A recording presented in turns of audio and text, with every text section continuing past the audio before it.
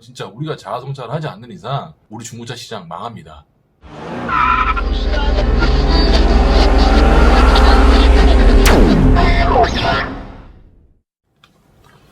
네, 안녕하세요. 정직한 놈들의 강조원입니다.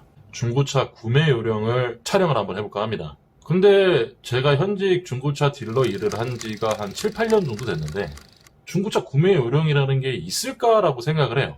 여러분들이 아무리 인터넷을 뒤지고 유튜브를 보고 누구나 할 수 있는 소리 있죠. 성능 점검 기록부 조회, 또 보험 이력 조회, 시세 같은 거 조회하는 거 항상 저도 늘상 얘기하는 건데 이게 실상적으로 이게 일반인들에게 도움이 될까라는 생각을 하게 됐어요. 중고차를 검색을 하게 되면 허위 매물, 또 미끼 매물, 강근, 납치 안 좋게 풀이가 됩니다. 물론 안 좋은 게 많아요. 정말 저 새끼는 인간 같지 않게 장사를 한다. 그 돈 갖다가 도박질하고 유흥질하고 하는 친구들도 아직 많습니다. 근데 제가 한번 생각을 해봤습니다.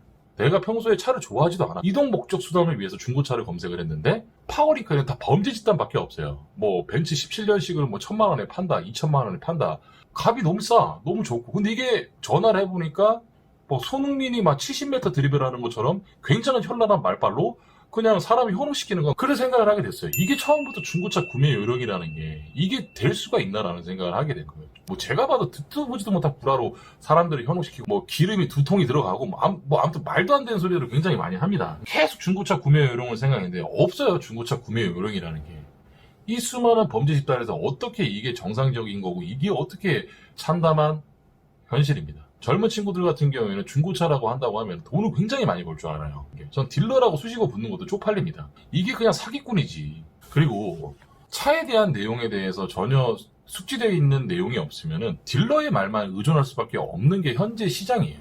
이게 참 저도 이 말씀을 드리면서 죄송한 건데 제가 지금 소비자분들 보고 알아보라고 했던 이 내용들은 고객님한테 공유를 해줘야 되는 것들이에요. 올바르게 정보를 공유를 해줘야 되는 중요한 자동차의 성능적인 부분에 대해서도 거짓말을 하기 때문에 그게 피해가 되는 거예요. 기계적인 부분은 이제 거짓말을 못 하잖아요. 인수를 하고 나서 며칠 타보면 대반 알 수 있는 내용이에요.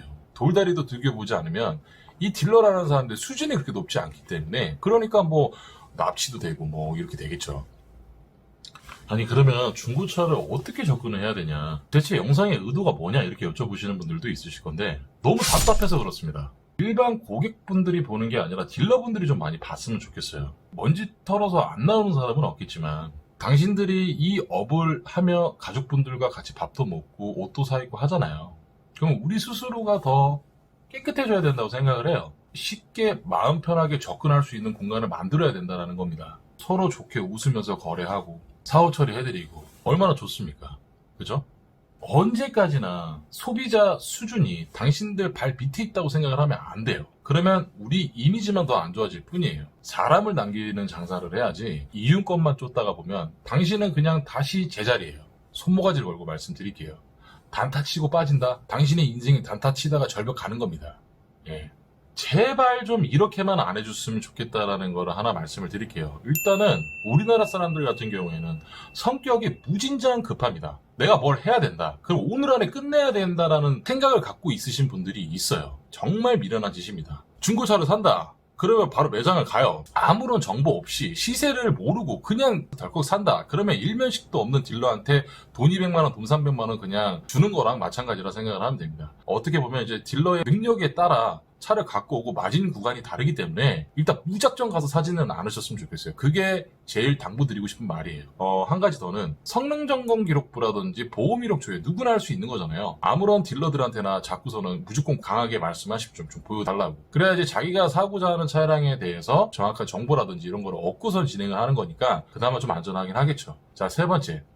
딜러가 하는 말은요, 맹신하지 마십시오. 사람이 좋아서 또 사람이 너무 성실하고 열심히 하니까 그 사람들 목적이 있으니까 움직이겠죠. 그러니까 너무 맹신하면서 움직이지 말라는 말을 당부드리고 싶습니다. 현직 중고차 상사 운영을 하고 있고 7년 동안 딜러 일을 하면서 제가 중고차 구매 요령을 생각을 해봤습니다. 없어요.